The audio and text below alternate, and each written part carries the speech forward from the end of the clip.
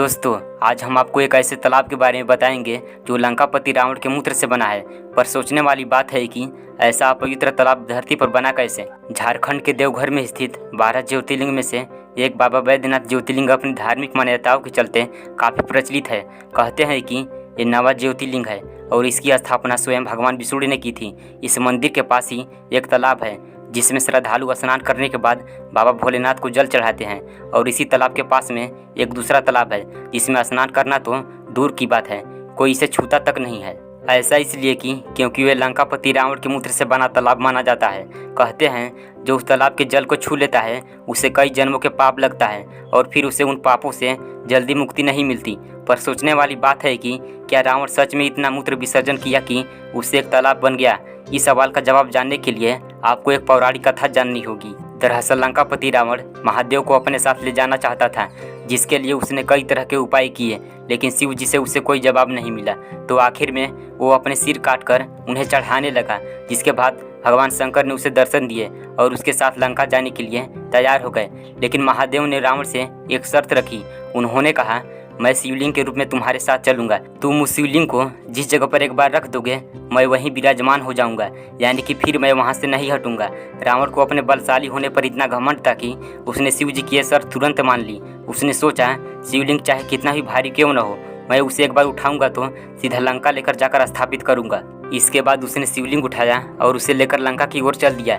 यह देखकर सभी देवताओं को चिंता होने लगी और वो तुरंत भगवान विष्णु के पास पहुंच गए और उनसे बोले, प्रभु, दशानन को रोकने के लिए अब आप ही को कुछ करना होगा। अगर रावण महादेव को लंका लेकर चला गया तो वो सारे संसार में हाहाकार मचा देगा। उधर रावण बिना रुके लंका की तरफ चला जा रहा था कि तभी रास्ते में उसे लघु शंका लगी। पर समस्या ये थी कि वो शिवलिंग को बिना नीचे रखे कैसे लघु शंका करे, और शर्त के मुताबिक वो शिवलिंग को नीचे नहीं रख सकता था। पर तभी दशानन की नज़र एक बच्चे पर पड़ी जो वहीं पास में खेल रहा था।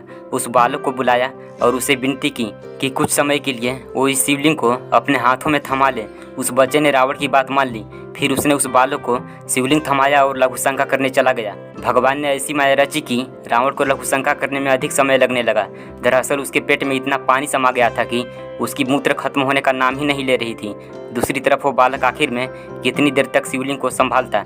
थक कर उसने शिवलिंग को वहीं जमीन पर रख दिया, जिसके बाद वो शिवलिंग वहीं से स्थापित हो गया। वैसे आपको बता दें, वो बालक कोई और नहीं बल्कि श्री हरि विष्णु ही थे और सारी लीला उन्हीं की ही रचाई हुई थी। रावण मूत्र विसर्जन करने के बाद जब उस जगह पर वापस लौट कर आए तो उसने देखा कि शिवलिंग धरती पर रखा हुआ है। यह देखकर उसे बहुत गुस्सा आया और वह जोर से उस बालक पर चिल्लाने लगा। लेकिन तब तक बहुत देर हो चुकी थी। हालांकि ने उस शिवलिंग को हिलाने की बहुत कोशिश की पर वह टस से मस नहीं हुआ।